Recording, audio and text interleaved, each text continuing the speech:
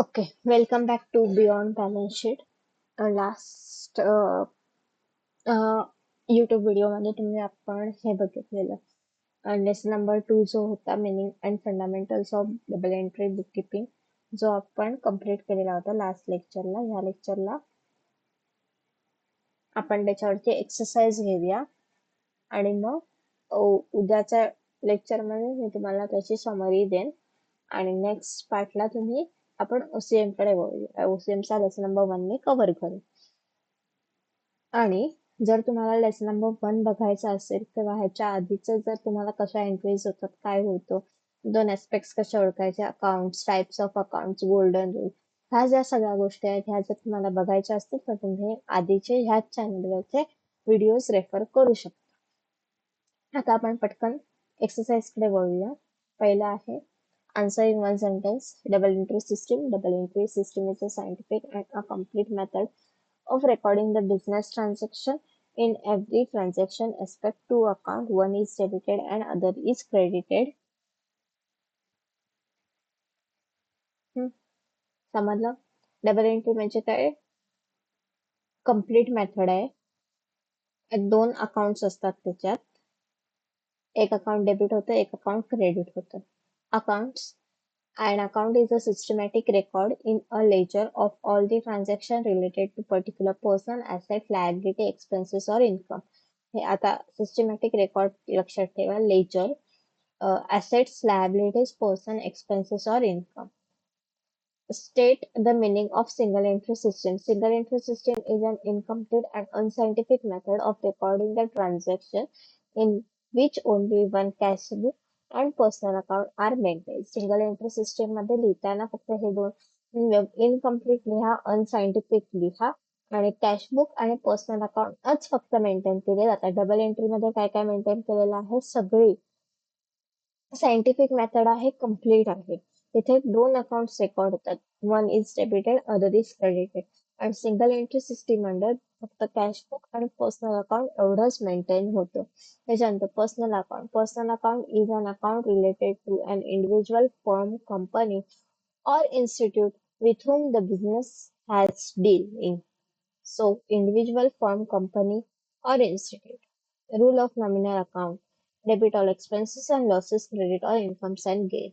आता इथे nominal account आहे. तुम्हाला पेपरला पर्सनल अकाउंट विचारतील किंवा रिअल अकाउंट विचारतील. त्याच्यानंतर इनटँजिबल ऍसेट्स म्हणजे अशा गोष्टी ज्यांना आपण हात लावू शकत नाही, टच करू शकत नाही, फील करू शकत नाही, असे मग तुमचं गुडविल झालं, कॉपीराइट झाले, ट्रेडमार्क्स झाले, पेटंट झालं. त्याच्यानंतर write the meaning of real account. Real account is an account related to the tangible or intangible assets and the property owned by the business. त्याच्यानंतर income and gain. Income and gain, income received मग कोणतंही असेल, interest receive, commission receive, discount receive. Rule of personal account. Debit the receiver, credit the giver. ते 3 rules जे आहेत ते तुमच्या तोंडपातच असले पाहिजे. तुम्हाला झोपेतनं पण कोणी उठवलं तर ते तुमच्या लक्षातच असले पाहिजे. How many methods of recording accounting information are there? Single entry system and double entry system. One word बघूया आता. Method of accounting which record both the aspects of transactions. Both आहे म्हणून double entry system. Right hand side of an account, credit side. Name the account in which the debit when proprietors use business money for the personal use. Drawings account. जेव्हा proprietor business मध्ये टाकतो तेव्हा ते capital असतं, business मधून काढतो तेव्हा ते ड्रॉइंग्स असतं. Accounts for assets and properties. Real account. Accounts for expenses and losses and income and gain. Nominal account. Left hand side of an account, debit side. The assets which can not be seen, touch or feel. Intangible asset. Luca Pisilo, double entry system. Incomplete system, single entry system. And scientific, double entry system. त्याच्यानंतर MCQs. International Accounting Day is observed on 10th of November. Conversion system of accounting is double entry system. Every debit has a corresponding credit. Radha's account is a type of personal account. Machinery account is a real account. Goodwill is an intangible asset. Prepaid expenses account is a personal account. Debit the receiver, credit the giver. Debit what comes in, credit what goes out. credit what goes out, debit all expenses and losses, credit all incomes and gain. True or false? आता जर with reason असेल तर तुम्हाला reason द्यावं लागेल. With reason नसेल तर तुम्हाला रिझन लिहू नका. नुसतं ट्रू फॉल्स लिहा. बट विथ रिझन असेल तर तुमचे मार्क कट होतील जर तुम्ही नुसतं ट्रू फॉल्स लिहून आलात तर. मी फक्त आता ट्रू ऑर फॉल्स आहे की नाही आणि त्याचं एक्सप्लेनेशन व्हाय हे देते म्हणजे विथ रिझन झालं ते. Outstanding expenses is a nominal account. Now, outstanding expenses is an personal account as it represents the amount payable to the person. So it is false. Capital account is a real account. False. Capital account is a personal account since it represents the proprietor. Every debit has an equal corresponding credit. True. This is the principle of double interest system. Discount received is a nominal account. True. Drawing account is a nominal account. False. Drawing account is a personal account as it is related to the proprietor. Outstanding salary is a nominal account. False. Outstanding salary is a personal account as it represents the amount payable to the employee. Loan account is a personal account. True. Loan account represents amount payable to or received from a person or institution. Goodwill account is a real account. True. Goodwill is an intangible asset, so it is real account. Discount account is a nominal account. True. Discount allowed are expenses and income. Personal transactions of proprietors are recorded in the books of accounts of business. False. Only the transactions that are related to the business and if it involves the person that is the proprietor, then only they are recorded. Motor car account is a real account. True.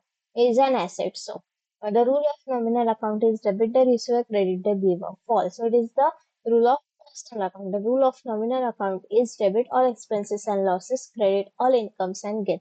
Bank loan account is a nominal account. False. Bank loan is an institute. Bank is an institute, we can say. So, bank loan account is a personal account. Assets is equals to capital plus liability. True. This is the fundamental accounting equation. What is the fundamental accounting equation? Assets is equals to capital plus liabilities. Trademark account is a personal account. False. Trademark is an intangible asset, so it is an real account. Filling the blanks. Increase in asset is debited and decrease in asset is credited. Assets is equals to capital plus liabilities. Increase in capital is credited, decrease in capital is debited. Scientific and complete systematic of accounting is double entry system. Debit all expenses and losses, credit all income and gain. Land and building account is a real account. Cash book and personal account are only maintained under single entry system. Debit what comes in, credit what goes out is a rule of real account. Traveling expenses account is a nominal account. Every transaction has a double effect, that is twofold effect. Dash accounts are the accounts of proprietors and assets. Real account. Laptop account is a real account.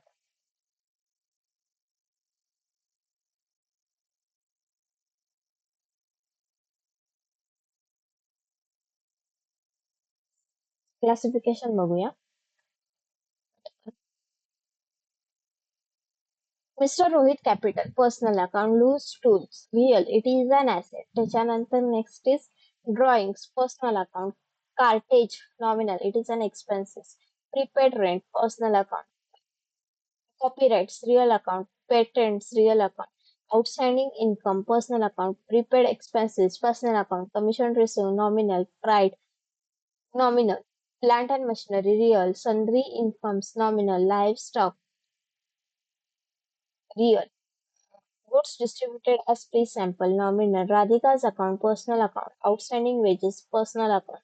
Loss on sale of furniture, nominal. Bank of Maharashtra, personal account. Loan, personal account. Laptop, real account. Legal expenses, nominal. Then fixed deposit, personal. Income received, personal. Audit fees, nominal. Trademark, real account. It is an intangible. Loss on fire, nominal. Motor car, real. Income tax, personal. Income, it is on the person's income, so it is personal. GST, goods and service tax, personal. Civil like trust, it is an institute, so personal. Office equipment, real. Stock of stationery, real. Indian Railway, personal, income received in advance, personal, dividend on investment, nominal, discount, nominal, Raj and company, no, personal, then repairs, nominal, and royalty also nominal.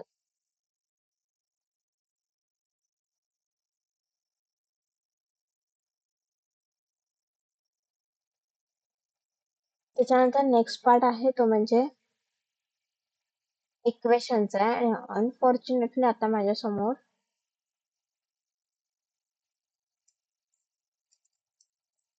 Book open करते.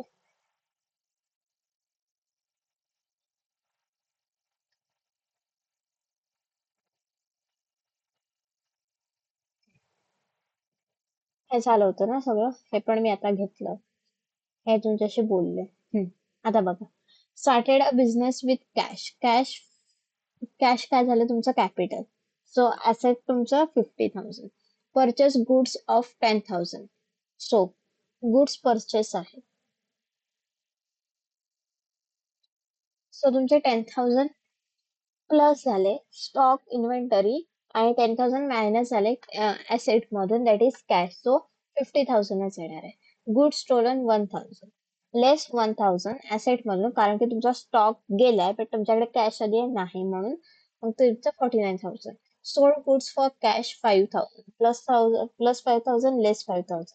So 49,000. Taken loan from bank 7,000. 49,000 plus 7,000 का तर तुम्ही loan घेतात आणि loan तुमची liability आहे. So तुमच्या ह्या कॉलम मध्ये येणार 7,000. कळालं.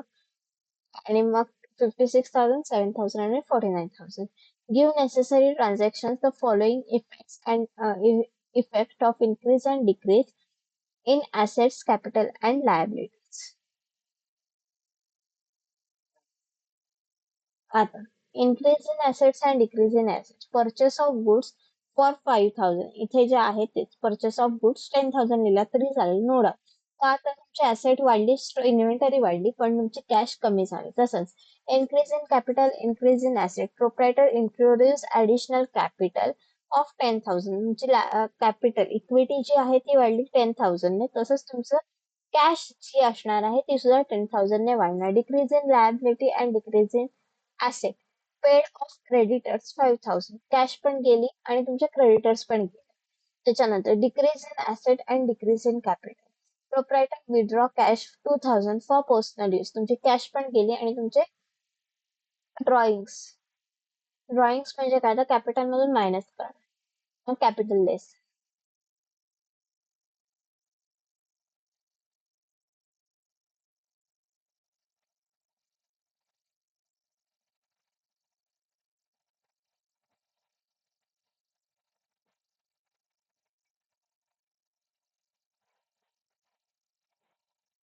प्रॅक्टिकल प्रॉब्लेम्स आपण उद्या घेऊया. आज जे काही थेरॉटिकल होतं ते ह्या लेसन मध्ये मी ह्या कॉन्सेप्ट लेक्चर मध्ये मी कव्हर केलेले. आता जे काही प्रॅक्टिकल प्रॉब्लेम्स आहेत सोल्युशन्स आहेत माझ्याकडे पण ते उद्या आपण त्याच्यावरती डिस्कस करूया व्यवस्थित. आता इथे आन्सर्स आहेत, ते आन्सर्स नुसते डिस्कस करून चालणार नाही. तुम्हाला ते का वाय हे तुम्हाला सांगावं लागेल म्हणून मी उद्याच घेते ते. आता थांबूया. काही डाऊट्स असतील कुठे काही तुम्हाला वाटलं की हा ह्याचा आन्सर हेच का तर बिंदास कमेंट करा. मी तुम्हाला त्या कमेंटचा रिप्लाय देईन. Hope so you like the video.